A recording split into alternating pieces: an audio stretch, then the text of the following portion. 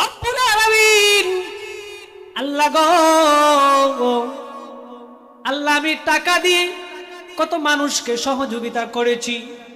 আল্লাহ আমি সম্পদ দিয়ে মসজিদ মাদ্রাসা বানাইছি। আয় রব্বুল আলামিন আল্লাহ আমি হজ করেছি, তোমার বাইতুল্লাহ শরীফ তাওয়াফ করেছি। আল্লাহ আমার সম্পদ দিয়ে অনেক উন্নয়ন কাজ করেছি সমাজের মধ্যে। আল্লাহ আমি অনেক ভালো কাজ করেছি। দেখেন আল্লাহ রাব্বুল আলামিন ডাক দিয়ে বলে, না না বান্দারে, ওই যেই কাজগুলো তুমি করেছো ওইগুলো দুনিয়ার মানুষকে দেখানোর জন্য। দুনিয়ার মানুষ তোমাকে দানবীর বলার জন্য তুমি দান করেছো। দুনিয়ার মানুষ তোমাকে নামাজি বলার জন্য তুমি নামাজ পড়েছো। দুনিয়ার মানুষ তোমাকে রোজাদার বলার জন্য তুমি রোজা রেখেছো। দুনিয়ার মানুষ তোমাকে সম্পদশালী বলার জন্য তুমি উন্নয়ন কাজ করেছো। ও বান্দা, দুনিয়ার মানুষ তোমাকে দানবীর বলছে, দুনিয়ার মানুষ তোমাকে হাজী সাহেব বলছে, দুনিয়ার মানুষ তোমাকে নামাজি বলছে, দুনিয়ার মানুষ তোমাকে ওই সব বলে ফেলছে, কিন্তু আমি আল্লাহর কাছে তোমার কোনো আমল পৌঁছে না। আমি আল্লাহর কাছে তোমার কোনো সওয়াব পৌঁছে না। ও বান্দা, তোমার উদ্দেশ্য মাত্র একটা ছিল, তোমাকে দুনিয়ার মানুষ বাহবা বলবে, তোমাকে দুনিয়ার মানুষ সম্মানী বলবে, তোমাকে দুনিয়ার মানুষ প্রভাবশালী বলবে, তোমাকে দুনিয়ার মানুষ দানবীর বলবে। দুনিয়ার মানুষ তো বলছে, কিন্তু আমি আল্লাহর কাছে তোমার কোনো আমল পৌঁছে না। দুনিয়ার মানুষকে দেখানোর জন্য যারা নামাজ পড়েন ওই নামাজে কাজে আসবে না। দুনিয়ার মানুষকে দেখানোর জন্য যারা হজ করে ওই হজ কাজে লাগবে না। দুনিয়ার মানুষকে দেখানোর জন্য যারা দান খয়রাত করে ওই দান খয়রাত কোনো কাজে লাগবে না। দুনিয়ার মানুষকে দেখানোর জন্য যারা ইবাদত করে, আল্লাহ বলে দুনিয়ার মানুষকে দেখানোর জন্য যদি তুমি পাহাড় পরিমাণ ইবাদত করো, আমি আল্লাহর কাছে সামান্য পরিমাণ এই সওয়াব পৌঁছে না। এজন্য মুমিন মুসলমান একটু ভালো করে শুনেন, দিলের কান লাগাইয়া শুনেন। আল্লাহর নবী হাদিস শরীফের মধ্যে বলেন, আখলিস দীনাকা ইয়াকফিকাল আমালুল কলিল। ও বান্দারা, ওরে আমার উম্মতেরা রে,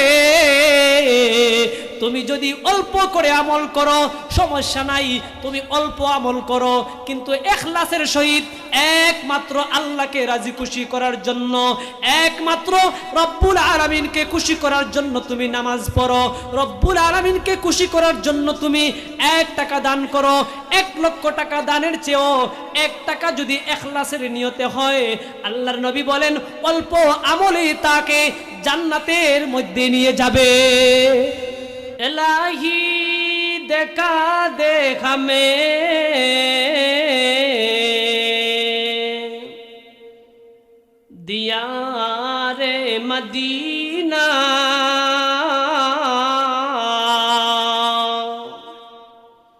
इलाही बना दे हमें गुबारे मदीना, बलगल उला बी कमालिही, कशफत तुजा बिजमालिही, हसनतु जमीअ खिसालिही, सल्लु अलैहि व आलिही। সকলে একটু মহব্বতের সাথে জিকির করি, লা ইলাহা ইল্লাল্লাহ। জোরে সুরে ভাই, আর সামনে পিছনে যারা আছেন সামনে আসেন, একটু কষ্ট করে একটু হরকত করেন, একটু সামনে আসেন, সামনের জায়গা খালি। লা ইলাহা ইল্লাল্লাহ, লা ইলাহা, জোরে সুরে লা ইলাহা, লা ইলাহা। বহু দূরে মদিনা, সবাই বহু দূরে মদিনা, আমরা কেমনে যাব জানি না। বহু দূরে মদিনা, আমরা কেমনে যাব জানি না। দয়া করো দয়ার আল্লাহ, দয়া করো দয়ার আল্লাহ, পুরাও মনের বাসনা। লা ইলাহা জুড়ে লা ইলাহা জুড়ে লা ইলাহা, জুড়ে লা ইলাহা, লা ইলাহা। যার দিলে আছে আল্লাহর ভয়, আল্লাহ আল্লাহ সব সময়। ও ভাই যার দিলে আছে আল্লাহর ভয়, আল্লাহ আল্লাহ সব সময়। দুনিয়াদারি ভালো লাগে না, দুনিয়াদারি ভালো লাগে না, ভালো লাগে ইল্লাল্লাহ লা ইলাহা, জুড়ে লা ইলাহা, লা ইলাহা, লা ইলাহা ইল্লাল্লাহু মুহাম্মাদুর রাসূলুল্লাহ সাল্লাল্লাহু আলাইহি ওয়াসাল্লাম। আজকের ওয়াজ মাহফিলের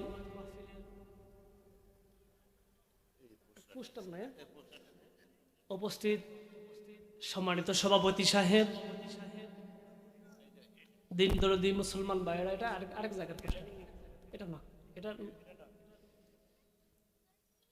তাক সমস্যা নেই। হায়াত কারসানা উত্তরপাড়া জামে মসজিদ আম্বিয়া রাবেয়া মাদ্রাসা, না আম্বিয়া রাবেয়া মাদ্রাসা কর্তৃক আয়োজিত বার্ষিক ওয়াজ মাহফিলে উপস্থিত সম্মানিত সভাপতি সাহেব, আপনাদের সকলের পরিচিত মুখ, শ্রদ্ধাভাজন সভাপতি, বিশেষ অতিথি, প্রধান অতিথি, প্রধান মেহমান সহ এলাকার যুবক ভাইয়েরা, মুরব্বিয়ান ইকরাম, সর্বপ্রথম মহান মালিকের দরবারে শুকরিয়া আদায় করি যে মালিক রব্বুল আলামিন আমাদেরকে দুনিয়ার সমস্ত ফিতনা ফাসাদ থেকে ফারেক করে জান্নাতি রহমতি মাগফিরাতি মাহফিলে আসার বসার যে সুযোগ করে দিয়েছেন, এজন্য সকলে অলসতা দূর করে উচ্চ কণ্ঠে অন্তরের অন্তঃস্থল থেকে কালিমাতুশ শুকর আদায় করি। সবাই জুড়ে সরি বলি আলহামদুলিল্লাহ। আপনারা খুশি না বেজার? কারা কারা বেজার হাত উঠে দেখান। মুরব্বী হাতে এমন করতেছে।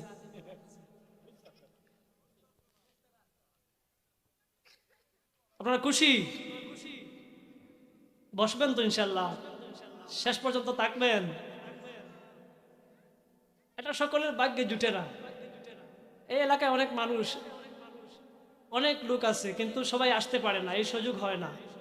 এই সুযোগ কে দিয়েছেন আমাদেরকে? আল্লাহ। আল্লাহ চাইলে কিন্তু আমাকে এই মুহূর্তে অসুস্থ করে বাসার মধ্যে শুয়ে রাখতে পারেন। অনেক লোক আছে কি অসুস্থ হসপিটালে, সে চাইতেছে, চেষ্টা করতেছে যে আমি যদি সুস্থ হইতাম তাহলে কি করতাম, ওয়াজ মাহফিলে যাইতাম, মসজিদে যাইতাম, নামাজ পড়তাম, কিন্তু সে আর চাইলেও আসতে পারে না। কারণ এক সময় ছিল কিন্তু সে নামাজ পড়ে না। এই সময়টা যখন চলে যাবে তখন আর কি করবে না, আফসোস করে কোনো লাভ হবে না। এই জন্য সময় থাকতে সময়ের কদর করতে হবে। যাই হোক, আজকের ওয়াজ মাহফিল অনেক সুন্দর, চমৎকার। এটা এলাকাবাসীর জন্য আল্লাহ তাআলা যেন একটা হেদায়েতের উসিলা করে দেয়, বলেন আমিন। যারা কবরবাসী সকলকে যেন আল্লাহ পাক এই মাহফিলের উসিলা করে সকল কবরবাসীদের কবরকে আল্লাহ যেন জান্নাতের বাগান বানিয়ে দেন, বলেন আমিন। অল্প কিছু সময় আলোচনা করব, মনোযোগ সহকারে শুনবেন তো ইনশাল্লাহ। কোরআনে কারিম থেকে একখান আয়াতে কারিমা তিলাওয়াত করেছি। আল্লাহ রাব্বুল আলামিন যদি আমাকে তৌফিক দান করে তাহলে উক্ত আয়াতকে সামনে রেখে কিছু কথা বলার চেষ্টা করব। মা তৌফিক ইল্লা বিল্লাহ। আল্লাহ রাব্বুল আলামিন বলেন, দুইটা কাজ যারা করবে তাদের এই দুই কাজের বিনিময়ে আল্লাহ জান্নাত দান করবে, বলেন সুবহানাল্লাহ। আর জান্নাতটা সহজ জান্নাত না, একেবারে শ্রেষ্ঠ জান্নাত। জান্নাত হচ্ছে 8টা জান্নাত, জান্নাতের 8টা ঘর, 8টা স্তর। যারা এই দুই কাজ করবে, জান্নাতের শ্রেষ্ঠ জায়গা যেটা জান্নাতুল ফেরদাউস, ওই জান্নাতুল ফেরদাউস আল্লাহ পাক তাদেরকে দান করবেন যারা এই দুই কাজ করবে। কয় কাজ? দুই কাজ করা লাগবে। আল্লাহ কি বলেন শুনেন,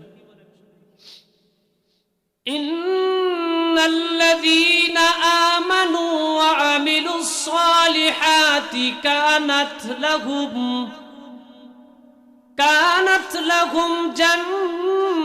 জান্নাতুল ফিরদাউসি নুজুলা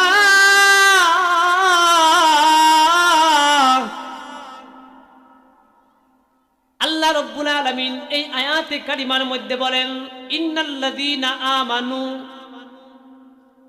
ও পৃথিবীর মানুষেরা, ইন্নাল্লাযীনা আমানু, আল্লাহ ঈমানদারদেরকে ডাক দিয়ে বলেন যারা ঈমান আনবে, ইন্নাল্লাযীনা আমানু ওয়া আমিলুস সালিহাতি, যারা ঈমান আনবে এবং নেক আমল করবে, ঈমান আনার পরে নেক আমল করবে, কানাত লাহুম জান্নাতুল ফিরদাউসি নুজুলা। আল্লাহ বলেন যারা এই দুই কাজ করবে, ঈমান আনবে, নেক আমল করবে, এই দুই কাজের বিনিময়ে আমি আল্লাহ তাকে জান্নাতুল ফেরদাউস দান করব। এই দুইটা কাজ কিন্তু সহজ না, যদিও দুইটা নামে দুইটা ঈমান আমল। এই ঈমান আমলের ভিতরে আপনার সারাটা জীবন, এই দুইটার ভিতরেই আপনার সারা জীবন কাটাইতে হবে। এর বাহিরে চললে কি হবে না, জান্নাতে যাওয়া যাবে না। জিন্দেগি মে বন্দেগি তু কর না হে,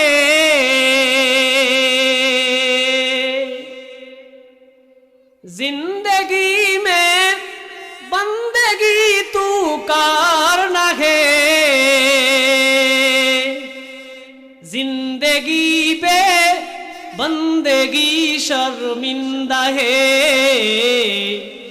जिंदगी पे बंदगी शर्मिंदा है, जिंदगी में बंदगी तू करना है, जिंदगी में बंदगी तू करना है,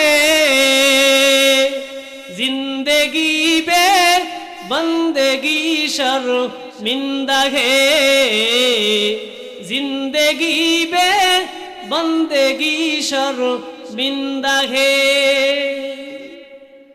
आए थे हम कुछ ना कुछ खरीदने को,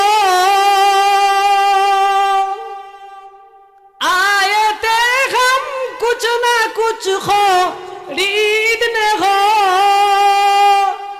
जैसे हो हम रोशन मेरे कल्ब रूह, और न कोई चाहा तो जागा मैं नहीं, और न कोई चाहा तो जागा मैं नहीं, जिंदगी में बंदगी तू करना है, जिंदगी में बंदगी तू करना है, जिंदगी में बंदगी शर्मिंदा है, जिंदगी पे बंदगी शर्मिंदा है। যদি আপনার জীবনটা আমল দ্বারা না হয়, জিন্দেগি মে বন্দেগি তো করনা হে, এই জীবনটা কি করতে হবে, আমল দ্বারা, বন্দেগিটা কি করতে হবে, ইবাদতের মাধ্যমে জীবন কাটাইতে হবে। যদি এমন না হয় তাহলে কি হবে, পরকালে গিয়ে অপমান অপদস্থ হতে হবে। এজন্য কবি সুন্দর করে বলেন, জিন্দেগি মে বন্দেগি তো করনা হে, তোমার এই বন্দেগিটা এই জিন্দেগির মধ্যে করো, জিন্দেগি বে বন্দেগি শর্মিন্দা হে, মানে জীবনটা যদি ইবাদত বন্দেগি ছাড়া হয় তাহলে তুমি অপমানিত হবে, অপদস্থ হবে। কথা বলেন ঠিক কিনা? এজন্য ইবাদত করার দরকার আছে। এই নেক, ঈমান এবং আমল, এই দুইটা যদি আপনার ঠিক হয় তাহলে কোনো সমস্যা নাই। কবরে, হাসরে, ফুলসিরাতে, মিজানে, সব জায়গার মধ্যে আপনি কি সফলতা অর্জন করবেন। আপনি সব জায়গার মধ্যে বাহ বাহ অভ্যর্থনা পাইবেন, শুভেচ্ছা পাইবেন। কবরে যাওয়ার পরে ফেরেশতারা আপনাকে সান্ত্বনা দিবে, ফুলের শুভেচ্ছা নিয়ে আসবে। আমাদের এলাকায় নেতা আসলে দেখেন না কত মিছিল দেয়, আমার ভাই, তোমাই ভাই, অমুক ভাই, তমুক ভাই, কত কিছু।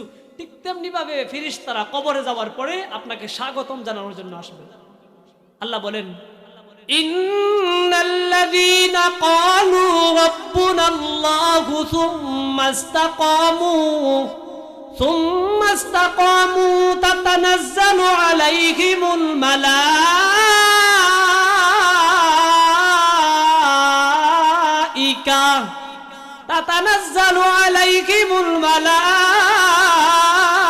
মালাইকাতু আল্লা তাখাফু ওয়া লা তাহজানু ওয়া আবশিরু বিল জান্নাতিল্লাতী কুনতুম তুআদুন। যখন একজন ইমানদারের মৃত্যু হয়, যখন একজন ইবাদতকারীর মৃত্যু হয়, ওই সময় আল্লাহ রাব্বুল আলামিন বলেন ইন্নাল্লাযীনা ক্বালু রাব্বুনাল্লাহু, যারা আমি আল্লাহকে রব হিসাবে মানে, সুম্মাস্তাকামু, শুধু রব হিসাবে মানে তা না, আমি আল্লাহকে সর্বক্ষেত্রে সে বিশ্বাস করে, ইস্তেকামত তাকে জন্ম থেকে নিয়ে বালিগ হওয়ার পর থেকে মৃত্যু পর্যন্ত আমি আল্লাহর উপর ঈমান আনে, ইস্তেকামত তাকে অটল অবিচল থাকে, তাদের কোনো ভয় নাই, তাদের কোনো চিন্তা নাই। সুম্মাস্তাকামু তাতানাজ্জালু আলাইহিমুল মালাইকাতু আল্লা তাখাফু ওয়া লা তাহজানু ওয়া আবশিরু বিল জান্নাহ। আল্লাহ রাব্বুল আলামিন বলেন, একজন ইমানদারের যখন মৃত্যু হয়, ওই মৃত্যুটা স্বাভাবিক মৃত্যু না, আমি আল্লাহ একদল ফেরেশতা পাঠাইয়া ওই বান্দাকে সান্ত্বনা দিতে থাকি, ওই বান্দাকে সুস্বাগতম জানাই, ওই বান্দাকে জান্নাতের সুসংবাদ দিয়ে পাঠাই। আমার একদল ফেরেশতা গিয়ে কানে কানে বলে, ও আল্লাহর বান্দা, চিন্তা করিও না, টেনশন করিও না, ভয় করিও না।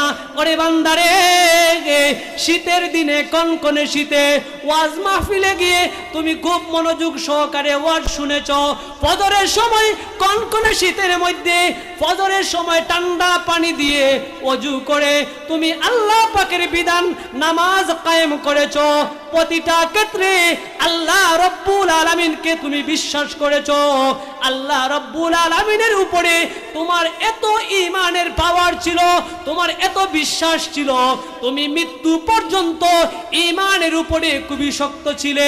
ওরে বান্দারে, টেনশন করার দরকার নাই, তোমার মৃত্যুর সময় হয়েছে, তুমি চিন্তা করিও না। আল্লাহ রাব্বুল আলামিন আমাদেরকে পাঠাইছেন তোমাকে জান্নাতের সুসংবাদ দেওয়ার জন্য। ইমানদারের মৃত্যু কেমন হবে? জান্নাতের সুসংবাদ দিয়া ফেরেশতারা আসবে, এসে বলবো, কানে কানে এসে বলবো যে তুমি চিন্তা করিও না, তুমি মনে মনে ভাবতেছো যে কবরে তুমি কেমন কাটাইবা, কবরের মধ্যে কোনো চিন্তার কারণ নাই, আল্লাহ রাব্বুল আলামিন তোমাকে জান্নাতের সুসংবাদ দিয়েছেন। কবরে হাসরে কি হবে আমার, কবরে হাসরে কি হবে আমার, মুসিবত না পাই যদি, মুসিবত না পাই যদি, করুণা তোমার, কবরে হাসরে কি হবে আমার, কবরে হাসরে কি হবে আমার, মুসিবত না পাই যদি, করুণা তোমার, কবরে হাসরে কি হবে আমার, কবরে হাসরে কি হবে আমার। কবরের ভয় আছে না? কবরের ভয় লাগে না? কবরে গেলে দেখবেন, বুঝবেন মজা তখন। এজন্য কবরে শান্তিতে থাকতে হলে কি করতে হবে? ঈমান মজবুত করতে হবে। কি করতে হবে? পানি লাগবে, পানি। ঈমান যাদের যত ঈমানের পাওয়ার, ততই সে কবরের মধ্যে শান্তি থাকবে। যার যত বেশি ঈমান মজবুত, যে যত বেশি আল্লাহ পাকের বিশ্বাসী, তার মারা যাওয়ার পরেই তার আর কোনো টেনশন নাই। আর যারা নামাজ পড়ে না, আল্লাহ পাককে বিশ্বাস করে না, দুনিয়ার ঝামেলায় পড়ে আল্লাহ পাককে ভুলে গেছে, তাদের এই কবর থেকে শুরু হবে আযাব।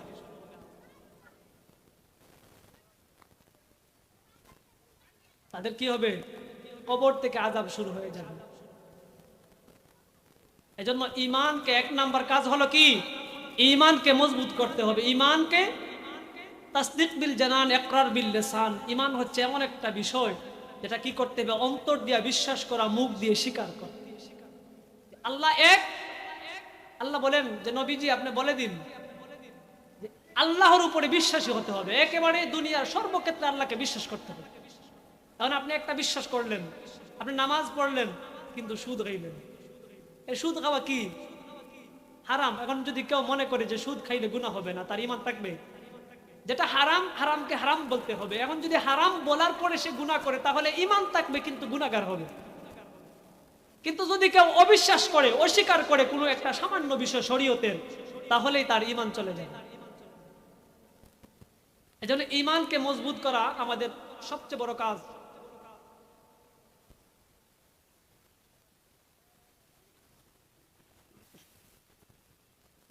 এক নম্বর কাজ কি ভাই? জান্নাতে যাওয়ার ঈমান আনতে হবে। আমাদের ঈমান অনেক দুর্বল। এক হাত যদি মশারির বাহিরে থাকে আর সারা শরীর যদি মশারির ভিতরে থাকে, তাহলে মশার জন্য একটা হাত যথেষ্ট না? মশায় কামড় দেওয়ার জন্য একটা হাতই যথেষ্ট। একদম লোক কি করতে, শান্তিতে ঘুমানোর জন্য সে কি করছে, মশারি টানাইছে। মশারি টানানোর পরে এক হাত মশারির বাহিরে দিচ্ছে, তাহলে শান্তিতে ঘুমাইতে পারবে? শান্তিতে ঘুম লাগবে না, একটু পর পর মশায় কামড় দিবে, একটা আঙ্গুলে কামড় দিলে শেষ ঘুম। ঠিক তেমনি ভাবে আপনি শরীয়তের সবগুলো বিষয় বিশ্বাস করছেন, কিন্তু কি করেন না, ঘুষ খাওয়া এটা জায়েজ মনে করেন। ঘুষ খাওয়া খারাপ কিছু না কেউ মনে করে, তাহলেই আপনার ঈমান চলে যায়। ওই মশারির ভিতরে সারা শরীর রয়েছে, নামাজ পড়তেছেন, রোজা রাখে, হ্যাঁ, হজ করে, যাকাত দেয়, সবকিছু মানতেছে, কিন্তু একটা অস্বীকার করে। এই একটা অস্বীকার করা ওই এক হাত বাহিরে রাখার মতো মশারি। এজন্য সব বিষয়ে ইস্তেকামত থাকতে হবে। আল্লাহ বলেন, কুল ইন্না সালাতি ওয়া নুসুকি ওয়া মাহইয়ায়া ওয়া মামাতি লিল্লাহি রাব্বিল আলামিন।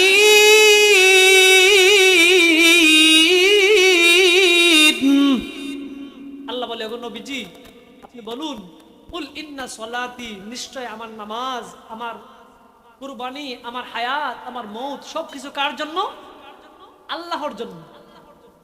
কিন্তু আমরা কয়জন আল্লাহকে দেখানোর জন্য নামাজ পড়ি? নামাজ পড়ে মানুষে মুসল্লি বলার জন্য, নামাজি বলার জন্য। হজ করে কি মানুষে হাজী সাহেব বলার জন্য। যাকাত দেয় মানুষে কি দানকারী বলার জন্য। দান খয়রাত করে মানুষে তাকে সম্পদশালী, দানবীর বলার জন্য। এই সমস্ত লোক যখন যাবে কিয়ামতের মাঠে, আল্লাহ তাদেরকে ডাক দিবেন।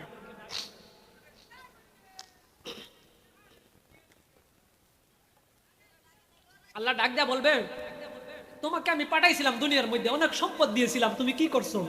সে বলবে, আল্লাহ আমি কি করছি? একটা মসজিদ বানাইছি, একটা এতিমখানা বানাইছি, আমি রাস্তাঘাট এলাকার কি করছি? অনেক উন্নয়ন করছি, মানুষদেরকে সহযোগিতা করছি। আল্লাহ বলবে, না, কোনো কিছুই করো না। আল্লাহ এত কিছু করলাম, কি বলেন? আমি একটা মসজিদ বানাইছি, আমার এলাকার লোকদেরকে ডাক দিয়ে জিজ্ঞাসা করেন। আল্লাহ বলবে, ওইটা দুনিয়ার মধ্যে রইয়া গেছে। তুমি মসজিদ বানাইছিলা, তোমাকে মানুষে কি বলার জন্য? দানবীর বলার, সম্পদশালী বলার জন্য। ওইটা দুনিয়ার মানুষে বলছে, কিন্তু ওই হাসরের ময়দানে আমি আল্লাহর কাছে এটার কোনো সওয়াব পৌঁছে না। আল্লাহ রব্বুল আলামিন, আল্লাহ গো, আল্লাহ আমি টাকা দিয়ে কত মানুষকে সহযোগিতা করেছি। আল্লাহ আমি সম্পদ দিয়ে মসজিদ মাদ্রাসা বানাইছি। আয় রব্বুল আলামিন, আল্লাহ আমি হজ করেছি, তোমার বাইতুল্লাহ শরীফ তাওয়াফ করেছি। আল্লাহ আমার সম্পদ দিয়ে অনেক উন্নয়ন কাজ করেছি সমাজের মধ্যে। আল্লাহ আমি অনেক ভালো কাজ করেছি। দেখেন আল্লাহ রব্বুল আলামিন ডাক দিয়ে বলে, না না বান্দারে, ওই যেই কাজগুলো তুমি করেছো ওইগুলো দুনিয়ার মানুষকে দেখানোর জন্য। দুনিয়ার মানুষ তোমাকে দানবীর বলার জন্য তুমি দান করেছো। দুনিয়ার মানুষ তোমাকে নামাজি বলার জন্য তুমি নামাজ পড়েছো, দুনিয়ার মানুষ তোমাকে রোজাদার বলার জন্য তুমি রোজা রেখেছো, দুনিয়ার মানুষ তোমাকে সম্পদশালী বলার জন্য তুমি উন্নয়ন কাজ করেছো।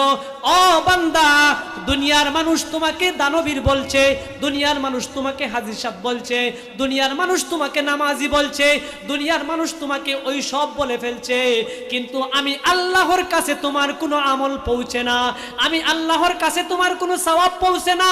ও বান্দা, তোমার উদ্দেশ্য মাত্র একটা ছিল, তোমাকে দুনিয়ার মানুষ বাহবা বলবে, তোমাকে দুনিয়ার মানুষ সম্মানী বলবে, তোমাকে দুনিয়ার মানুষ প্রভাবশালী বলবে, তোমাকে দুনিয়ার মানুষ দানবীর বলবে, দুনিয়ার মানুষ তো বলছে, কিন্তু আমি আল্লাহর কাছে তোমার কোনো আমল পৌঁছে না।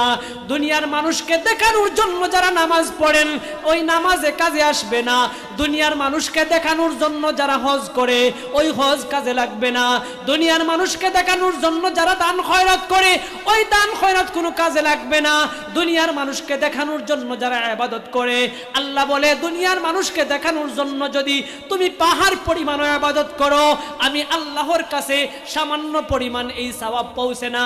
এজন্য মুমিন মুসলমান একটু ভালো করে শুনেন, দিলের কান লাগাইয়া শুনেন। আল্লাহর নবী হাদিস শরীফের মধ্যে বলেন, আখলিস দীনাকা ইয়াকফিকাল আমালুল কলিল। ও বান্দারা, ওরে আমার উম্মতেরা রে, তুমি যদি অল্প করে আমল করো সমস্যা নাই, তুমি অল্প আমল করো কিন্তু ইখলাসের সহিত একমাত্র আল্লাহকে রাজি খুশি করার জন্য, একমাত্র রব্বুল আলামিনকে খুশি করার জন্য তুমি নামাজ পড়ো, রব্বুল আলামিনকে খুশি করার জন্য তুমি 1 টাকা দান করো। 1 লক্ষ টাকা দানের চেয়েও 1 টাকা যদি ইখলাসের নিয়তে হয়, আল্লাহর নবী বলেন অল্প আমলই তাকে জান্নাতের মধ্যে নিয়ে যাবে। অল্প আমল হইলেও সমস্যা নাই। একজনে মনে করেন সারা দিন নামাজ পড়ে, সারা তাহাজ্জুদের নামাজ পড়ে, 5 ওয়াক্ত নামাজ পড়ে, কিন্তু সুদ ঘুষ খায়, তাহলে দেখা যাবে হাসরের মাঠে কি ওজন করার সময় সে ঠিকই ইবাদত করছে কিন্তু ইবাদতের চেয়ে বেশি গুনাহ করছে। নামাজ 5 ওয়াক্ত ঠিকই পড়ছে কিন্তু 5 ওয়াক্ত নামাজের চেয়ে আরো বেশি গুনাহ বেশি হয়ে গেছে। তাহলে তো দেখা গেল কি হইছে না, এই ইবাদতে কাজে লাগবে না। আর একজন মানুষে অল্প অল্প ইবাদত করছে, সামান্য সামান্য দান খয়রাত করছে, নামাজ পড়ছে ঠিকই কিন্তু গুনার কাজ করে না। সে অল্প আমল করছে, কিয়ামতের মাঠে দেখা যাবে সে অল্প আমলেই তার এই পাল্লা বাড়িয়ে গেছে, কারণ এই পাল্লার মধ্যে তো গুনাহ নাই। গুনার পাল্লার মধ্যে যদি গুনাহ না থাকে, সওয়াবের পাল্লায় যদি 10টা সওয়াবও হয় তাহলে তো ওজন বেশি হইব না। আর একজনে মনে করেন পাহাড় পরিমাণ সওয়াব অর্জন করছে কিন্তু আবার পাহাড় পরিমাণের চেয়ে বেশি গুনাহ করছে, তাহলে পাহাড় পরিমাণ সওয়াব অর্জন করে কোনো লাভ হইল? কথাগুলা বুঝতে পারছেন? আমার কথা বুঝেন? এজন্য আজকের ওয়াজ থেকে একটা শিক্ষা গ্রহণ করেন যে অল্প আমল করব কিন্তু এটা যেন আমার পিওর হয়, ইখলাসের নিয়তে হয়, বিশুদ্ধভাবে যেন হয়। সারা দিন নফল নামাজ পড়তেছে কিন্তু শুদ্ধ করে 1 রাকাতও পড়তে পারে না। আর একজনে মনে করেন 2 রাকাত নামাজ পড়ছে নফল নামাজ শুদ্ধ করে, আর একজন সারা দিন নামাজ পড়তেছে কিন্তু ওর নামাজ আগাগুড়ি কোনো কিছু মিল নাই, তাহলে হইব? এজন্য ভাই আজকের ওয়াজ থেকে আমাদের শিক্ষা হচ্ছে যে অল্প আমল করব কিন্তু ঈমান যেন মজবুত থাকে। যদি কলসির মধ্যে আপনি পানি রাখেন আর কলসির নিচ দিয়ে যদি ছিদ্র থাকে তাহলে ওই কলসির পানি থাকবে? থাকবে? এই পিছনের মুরব্বী কথা বলে না, বুঝে না, ওয়াজ ভালো লাগতেছে না।